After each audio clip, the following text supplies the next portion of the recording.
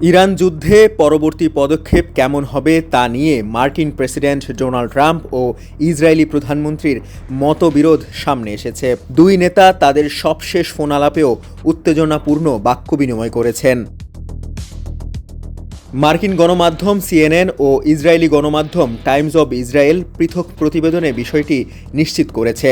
প্রতিবেদনে তারা বিষয়টি সম্পর্কে অবগত কর্মকর্তাদের বরাত দিয়েছে। একটি সূত্রের বরাত দিয়ে আরেক মার্কিন গণমাধ্যম এক্সিওস লিখেছে, ফোন আলাপের পর নেতানিয়াহু অনেকটাই দিশেহারা হয়ে পড়েন।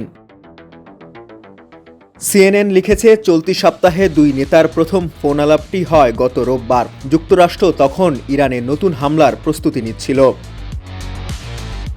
সম্ভাব্য অভিযানের নাম দেওয়া হয় অপারেশন স্লেজহ্যামার। কিন্তু ওই ফোন আলাপের প্রায় ২৪ ঘন্টা পর ট্রাম্প অভিযান স্থগিতের ঘোষণা দেন। তিনি বলেন, উপসাগরীয় দেশগুলোর অনুরোধে তিনি হামলা আপাতত বন্ধ রেখেছেন।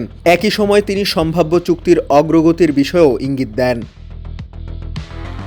ট্রাম্প প্রশাসনের কর্মকর্তা ও ইসরায়েলি সূত্রের বরাত দিয়ে সিএনএন লিখেছে, ট্রাম্প স্থগিত করলেও নেতানিয়াহুর অবস্থান ছিল বিপরীত। তার যুক্তি হল, অভিযান চালাতে যত দেরি হবে ইরান তত সুবিধা পাবে। তাই মঙ্গলবারের ফোন আলাপে তিনি নিজের অসন্তোষের কথা সরাসরি ট্রাম্পকে জানান।